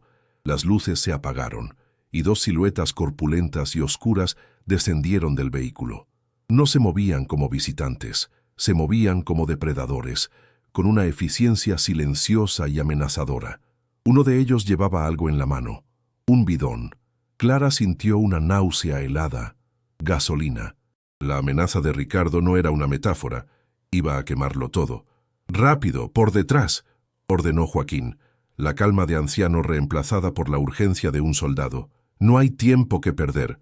Agarró a Lucas, que se había quedado dormido en la silla, y se lo echó al hombro. «Tú coge la caja, no la sueltes por nada del mundo». Clara obedeció sin pensar, movida por la pura adrenalina. Levantó la caja de metal, cuyo peso ahora parecía insignificante comparado con el terror que la impulsaba. Joaquín la guió a través de una pequeña puerta trasera que daba a la parte de atrás del huerto. El aire de la noche era gélido. Se adentraron en un sendero estrecho que se perdía entre los olivos, un camino que solo un lugareño podría conocer. A sus espaldas, oyeron el sonido inconfundible de la madera astillándose. Los matones habían forzado la puerta del pajar. Luego, un silencio tenso, seguido de un grito de frustración. «Aquí no hay nadie. El jefe dijo que registráramos todo. Busca lo que sea que brille». Sus voces, brutales y vulgares, llegaron hasta ellos a través del aire nocturno. Siguieron corriendo, tropezando en la oscuridad, con las ramas de los olivos arañándoles la cara y la ropa. El corazón de Clara latía con tanta fuerza que temía que los matones pudieran oírlo. Podía oír sus propias respiraciones, jadeantes y desesperadas, y el llanto ahogado de Lucas, asustado y confundido. Joaquín, a pesar de su edad, se movía con una agilidad sorprendente, guiándolos por el terreno irregular con la seguridad de quien lo ha caminado 1000 veces. Detrás de ellos, las voces se volvieron más airadas. «No hay nada, solo paja y mierda». «Da igual». El jefe fue claro, «que no quede nada, ni pajar, ni pruebas, ni testigos, si aparecen. Riega todo». Clara no necesitó ver lo que pasaba. Podía olerlo. Un olor químico y penetrante que comenzó a flotar en el aire, superponiéndose al aroma de la tierra y el tomillo. El olor de la gasolina. Un nudo de terror puro se formó en su garganta. Estaban a punto de borrar la historia, de quemar las pruebas de un genocidio y a ellos mismos si los encontraban. Joaquín los condujo hasta una pequeña colina que dominaba la finca. Desde allí, ocultos entre unas rocas, tenían una vista perfecta y aterradora de la escena. Se detuvieron, sin aliento, y observaron. Vieron a una de las figuras moverse por el interior del pajar, apenas una sombra a través de los enormes agujeros de las paredes. Luego, una pequeña llama parpadeó en la oscuridad. Un mechero. La figura arrojó la llama al suelo. Durante un segundo, no pasó nada. Y entonces, el infierno se desató. Un whump ensordecedor rompió el silencio de la noche, y una bola de fuego anaranjada explotó desde el interior del pajar, iluminando el campo como un sol artificial y macabro. Las llamas, alimentadas por la gasolina y la madera seca y podrida de décadas, treparon por las paredes y el techo con una velocidad terrorífica. El esqueleto del pajar se convirtió en una antorcha gigantesca que rugía contra el cielo nocturno, lanzando chispas y humo negro hacia las estrellas. Clara se tapó la boca para ahogar un grito, abrazando con fuerza la caja de metal contra su pecho. Lucas lloraba en silencio, su rostro iluminado por el resplandor anaranjado del fuego. Observaron, hipnotizados y aterrorizados, cómo la estructura que había sido su único y miserable refugio, el lugar donde había encontrado el secreto que podía salvarlos o matarlos, era consumida por las llamas. El calor del incendio llegaba hasta ellos, una ola cálida y sofocante. Las paredes se derrumbaron hacia adentro con un estruendo atronador, enviando una lluvia de brasas al aire. En cuestión de minutos, del pajar no quedaba más que un montón de escombros ardientes, una pira funeraria que ardía bajo la luna.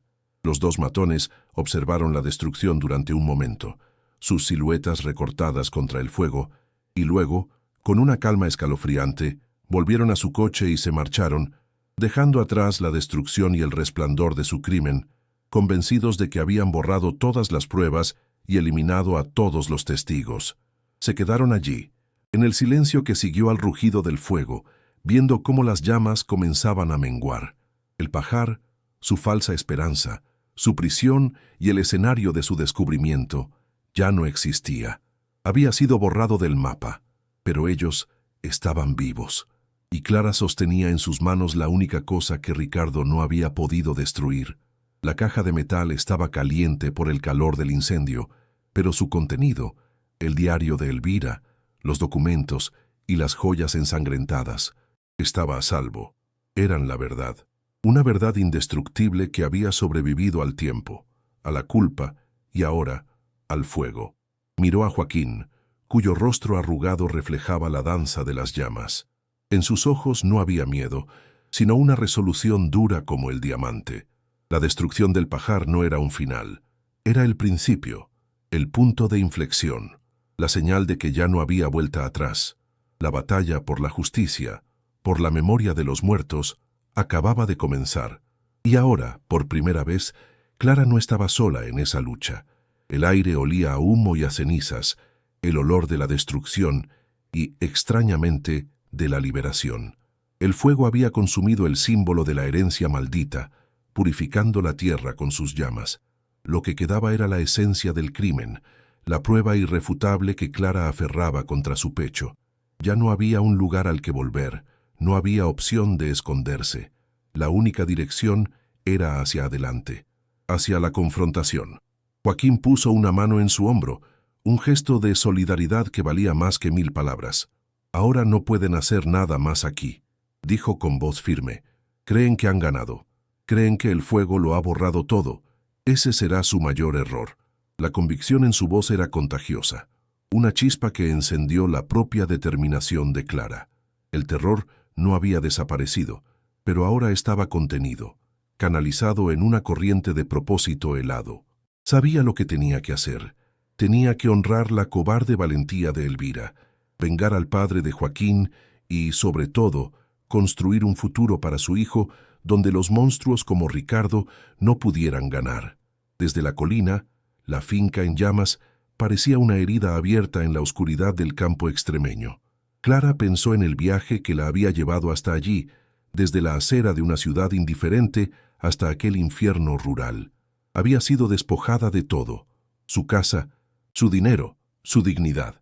Pero en el proceso había encontrado algo mucho más valioso. Había encontrado una causa, una fuerza interior que no sabía que poseía y un aliado forjado en la misma fragua del dolor y la injusticia. El peso de la caja de metal era ahora un recordatorio constante de su misión. Contenía las voces de los muertos, y ella se había convertido en su portavoz. Miró a Lucas, que se había calmado y ahora observaba las llamas con una extraña fascinación infantil. Le prometió en silencio que aquel fuego no sería el final de su historia, sino la hoguera donde se forjaría su nuevo comienzo. Un comienzo construido sobre las cenizas del pasado, pero mirando hacia un futuro de justicia. La huida había terminado, la verdadera lucha estaba a punto de empezar. La noche seguía siendo oscura, pero el resplandor del fuego moribundo ofrecía una luz guía. Joaquín conocía aquellas tierras como la palma de su mano. Los guiaría a un lugar seguro, un pueblo cercano donde su nieta podría recogerlos al amanecer. El camino por delante era incierto y lleno de peligros, pero por primera vez desde que había sido desahuciada, Clara no se sentía completamente sola. Tenía un plan, tenía pruebas, y tenía un aliado que compartía su sed de justicia. El miedo seguía siendo su compañero, un susurro frío en la nuca, pero ya no era el que dictaba sus acciones. Ahora era la determinación la que la impulsaba, la imagen de los rostros sin nombre en el diario de Elvira, el dolor en los ojos de Joaquín. La herencia de doña Elvira había resultado ser, en efecto, una elección. Y Clara, en medio del humo y las cenizas, había elegido. No eligió la riqueza manchada de sangre, ni eligió el silencio del miedo. Eligió la justicia, y estaba dispuesta a arriesgarlo todo para conseguirla, sin importar el precio que tuviera que pagar. Observaron cómo las últimas llamas se extinguían, dejando solo brasas incandescentes que parpadeaban como ojos rojos en la oscuridad. El pajar había desaparecido, convertido en un montón de cenizas y recuerdos carbonizados. Para el mundo, para Ricardo, la historia había terminado. El secreto estaba a salvo, enterrado de nuevo, esta vez bajo una capa de fuego y destrucción. Pero Clara y Joaquín sabían la verdad. La historia no había terminado. Acababa de encontrar a sus protagonistas. Apretó la caja de metal con más fuerza. Era su ancla en la tormenta, su brújula en la oscuridad. Contenía el pasado y la llave del futuro. El futuro de su hijo. El futuro de la memoria de un país. Con una última mirada a la tumba humeante del pajar, se dio la vuelta y siguió a Joaquín por el sendero oscuro, adentrándose en la noche hacia el amanecer incierto que les esperaba, llevando consigo el peso y el poder de una verdad que se negaba a morir. La noche era larga, pero por primera vez, Clara podía vislumbrar la posibilidad de un nuevo día. El camino a través de la noche era una prueba de resistencia. Cada músculo del cuerpo de Clara gritaba de dolor por el peso de la caja y el agotamiento, pero la imagen del pajar en llamas era un acicate constante que la mantenía en movimiento. Joaquín caminaba delante, una silueta encorvada pero resuelta, cortando el aire con la determinación de quien regresa a una batalla que creía perdida. Lucas, medio dormido en los brazos del anciano, era la razón tangible, el porqué de toda aquella locura. Clara escuchaba el zumbido de la sangre en sus oídos, un ritmo que se mezclaba con el canto de los grillos y el sonido de sus propios pies arrastrándose por la tierra. Pensó en Ricardo, en su traje caro y su sonrisa cruel, durmiendo plácidamente en Madrid, creyendo que sus problemas se habían hecho humo. Una sonrisa amarga se dibujó en los labios de Clara. El monstruo no sabía que su pesadilla acababa de empezar. No sabía que la limpiadora insignificante, a la que había despreciado ahora, portaba la antorcha de la verdad, una antorcha que el fuego no había podido extinguir. La luna se movía lentamente por el cielo, una testigo silenciosa de su éxodo. Clara sentía cada piedra bajo las suelas gastadas de sus zapatos, cada rama que se enganchaba en su ropa. El mundo se había reducido a seguir la espalda de Joaquín, a no soltar la caja, a poner un pie delante del otro. La mente, sin embargo, viajaba a gran velocidad. ¿Qué pasaría al día siguiente? ¿Creería la nieta de Joaquín su increíble historia? ¿Serían suficientes las pruebas? El miedo y la duda eran como lobos acechando en la periferia de su conciencia, pero los mantenía a raya con el recuerdo de la amenaza de Ricardo, con la mirada de dolor de Joaquín. Había cruzado un punto de no retorno. El fuego había quemado todos los puentes detrás de ella.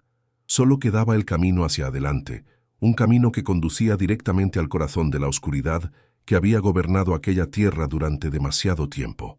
La caja de metal, fría y pesada, era su única brújula, y apuntaba directamente hacia la justicia, por muy sangriento que fuera el camino para alcanzarla. Finalmente, tras horas de caminata que parecieron días, Joaquín se detuvo. Habían llegado al borde de una pequeña carretera asfaltada. A lo lejos se veían las luces de un pequeño pueblo. «Aquí esperaremos», dijo el anciano, bajando a Lucas con cuidado. «Mi nieta llegará con las primeras luces. Desde aquí estamos a salvo por ahora». Se sentaron en el arcén, ocultos por unos matorrales. El silencio era diferente aquí, menos opresivo que en la finca. Se oía el zumbido lejano de algún camión en una autopista distante, un recordatorio de que existía un mundo más allá de aquel enclave de secretos y muerte. Clara apoyó la cabeza en la caja de metal, sintiendo el frío del acero contra su mejilla febril. Estaba exhausta hasta la médula. su cuerpo un amasijo de dolor y fatiga, pero su espíritu ardía con una llama fría y clara.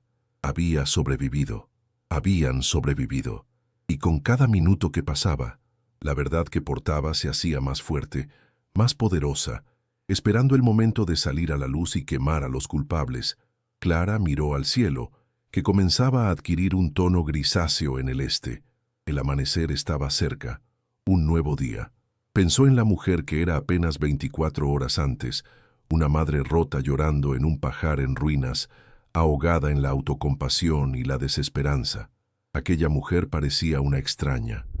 El fuego, la huida, la confesión de Joaquín, todo la había transformado. La había quemado hasta los cimientos y la había reconstruido en algo más duro, más afilado. Ya no era una víctima pasiva del destino. Era un agente activo del cambio, una vengadora inesperada. El miedo seguía allí, por supuesto, pero ahora caminaba a su lado, no delante de ella. Sabía que la batalla que se avecinaba sería la más dura de su vida, que se enfrentaría a un poder inmenso y despiadado.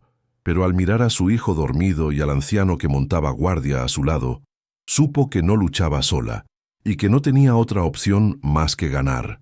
La redención de los muertos y el futuro de los vivos dependían de ello.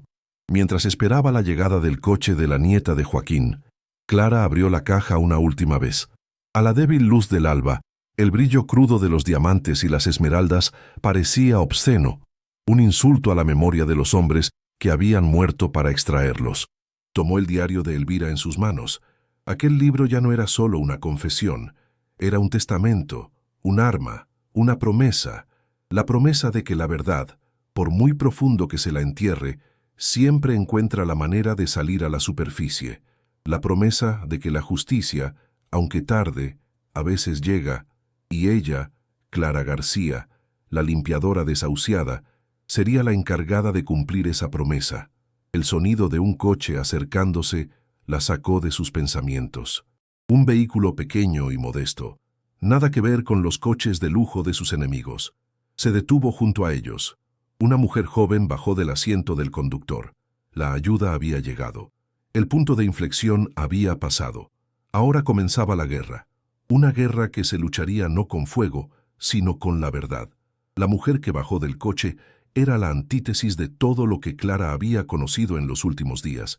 Se llamaba Elena, y en sus ojos claros no había piedad ni desprecio, sino una inteligencia afilada como un bisturí y una furia fría y contenida. Era la nieta de Joaquín, una abogada de derechos humanos especializada en memoria histórica. Mientras el coche se alejaba a toda velocidad del resplandor moribundo del pajar, Clara, sentada en el asiento trasero con la caja de metal sobre sus rodillas, le entregó el diario. Elena lo leyó en silencio, su rostro iluminado por la luz del salpicadero, pasando las páginas con una rapidez profesional. No hizo preguntas, solo escuchó la historia de Clara y luego la de su abuelo. Cuando terminaron, el amanecer teñía de gris el cielo de Madrid. Elena la miró por el retrovisor. «No vamos a ir a la policía», dijo con una voz firme y cortante como el hielo. «Vamos a ir directamente a la fiscalía y vamos a acabar con ellos, para siempre». La promesa resonó en el coche, una sentencia de muerte para Ricardo y su legado de sangre. La fiscalía era un edificio de cristal y acero, un mundo ajeno de pasillos silenciosos y aire acondicionado. Clara se sintió diminuta, una mancha de polvo y miedo en aquel universo de poder. Pero Elena se movía por él como un tiburón en su propio océano. Presentó las pruebas ante un fiscal de la Audiencia Nacional, un hombre de rostro severo que escuchó la historia sin pestañear. La caja de metal fue abierta sobre una mesa de caoba pulida. El diario de Elvira, los documentos falsificados con sus firmas temblorosas y, finalmente, los sacos de terciopelo. Las piedras en bruto fueron volcadas bajo la luz fluorescente, su fuego interno pareciendo absorber toda la atención de la sala. No eran un tesoro. Elena las presentó como la prueba A, el corpus delicti de un crimen que abarcaba décadas. Joaquín, con su dignidad de roble viejo, dio su testimonio. Su voz, rasposa y firme, llenó el silencio, poniendo nombre y rostro a las víctimas. Clara, a su lado, asintiendo. Era la guardiana que había desenterrado aquella tumba de papel y secretos. La detención de don Ricardo fue una obra de precisión quirúrgica, desprovista de toda la violencia que él mismo había desatado. Sucedió al día siguiente, en su opulento despacho en el corazón financiero de Madrid. Mientras revisaba informes bursátiles, creyéndose impune, el mundo seguro que había construido sobre los huesos de inocentes se derrumbó. Agentes de la Unidad Central Operativa de la Guardia Civil entraron en su oficina. No hubo gritos ni forcejeos, solo el frío y seco sonido de la voz de un agente leyendo sus derechos y el chasquido metálico de las esposas cerrándose sobre sus muñecas. La cara de Ricardo, captada por la cámara de un periodista que había recibido un soplo, era una máscara de incredulidad y arrogancia desmoronándose. Clara vio la imagen en el telediario de una pequeña cafetería. No sintió euforia, sino una profunda y tranquila satisfacción. El monstruo había sido enjaulado. La primera batalla, la más importante, estaba ganada. El peso sobre su pecho comenzó a aligerarse por primera vez en años. La noticia explotó, convirtiéndose en un escándalo nacional. Los titulares hablaban de el tesoro maldito de Extremadura y de la fortuna de sangre del franquismo. La investigación, impulsada por las pruebas irrefutables del diario, tiró de un hilo que desenredó una vasta red de corrupción y complicidad que llegaba hasta las altas esferas. La finca fue acordonada. Arqueólogos forenses, guiados por los recuerdos de Joaquín, excavaron cerca de los cimientos de la antigua mina. Y lo encontraron, un pozo que había sido sellado con hormigón. Dentro, los restos de más de una docena de hombres, los presos políticos, y entre ellos, los de un agricultor local identificado por un viejo botón de nácar que su hijo recordaba. Mateo Vargas. Joaquín, de pie junto a la fosa común, no lloró, solo miró los huesos de su padre, y por primera vez en 50 años, el nudo de odio y dolor que llevaba en el alma comenzó a disolverse. Por fin podía darle a su padre la sepultura y el honor que le habían robado. La tierra, por fin, contaba su verdad. La justicia, lenta pero implacable, siguió su curso. Las escrituras falsificadas fueron anuladas por un tribunal. La tierra robada a la familia de Joaquín y a las otras familias de agricultores fue restituida a sus legítimos herederos. Un día de otoño, Joaquín pisó de nuevo la tierra que su padre había arado, no como un vecino, sino como su dueño. Sostuvo el nuevo título de propiedad en sus manos temblorosas, un papel que borraba décadas de mentiras y restauraba el nombre de su familia. Clara estaba allí, a su lado, observando en silencio. Vio al anciano arrodillarse y coger un puñado de tierra. La olió, la sintió entre sus dedos, y una lágrima solitaria rodó por su mejilla arrugada. No era una lágrima de tristeza, sino de paz. El círculo de dolor se había cerrado. La historia había sido reescrita, esta vez con la tinta de la verdad y la justicia. Los fantasmas del pasado por fin podían descansar, y los vivos, por fin, podían empezar a sanar. El legado de sangre se había transformado en un acto de reparación histórica. Las joyas, como producto de un crimen de lesa humanidad, fueron confiscadas por el Estado. Clara nunca quiso tocarlas. Su brillo le recordaba la oscuridad de la mina y el sufrimiento de los hombres que murieron por ellas. Pero Elena, su abogada y ahora su amiga, luchó por ella. Argumentó que sin la valentía de Clara, sin su decisión de enfrentarse a Ricardo y huir con las pruebas, el crimen habría permanecido impune para siempre. La ley contemplaba una recompensa sustancial para los colaboradores civiles cuya información resolviera crímenes graves y permitiera la recuperación de bienes. Tras un proceso legal, el Estado le concedió a Clara una parte significativa del valor tasado de la fortuna. El dinero ya no estaba manchado de sangre. Había sido lavado, no con agua, sino con el fuego de la justicia. No era un tesoro encontrado, sino una compensación ganada a pulso. La herencia de Elvira, finalmente, cumplía su propósito redentor, no a través de la culpa, sino a través de un acto de coraje que transformaría su vida y la de su hijo para siempre. El contraste con su antigua vida era brutal, casi doloroso en su dulzura. La primera mañana después de recibir el dinero, Clara no se despertó con el olor a moho o el frío de una acera. Se despertó en la cama de un hotel anónimo y por primera vez en años, sintió el peso de una elección. ¿Qué hacer ahora? Su primer acto no fue extravagante, fue fundamental. Entró en una inmobiliaria y, con la ayuda de Elena, compró una casa, un piso luminoso en un barrio tranquilo, con un pequeño balcón lleno de sol. Recordaba el sonido de la puerta de su antiguo piso al cerrarse para siempre. Ahora sentía el peso de unas llaves nuevas en la palma de su mano. El sonido de la llave al girar en la cerradura de su propio hogar fue la música más hermosa que había oído jamás. Vio a Lucas correr por las habitaciones vacías, su risa resonando en las paredes blancas. El eco de su alegría era el sonido de la victoria, la prueba irrefutable de que habían escapado no solo de la pobreza, sino de la desesperanza. Aquel no era solo un techo, era un santuario. Los días siguientes fueron una sucesión de pequeños milagros. Clara entró en una tienda de muebles y compró una cama para Lucas, con un edredón de su superhéroe favorito.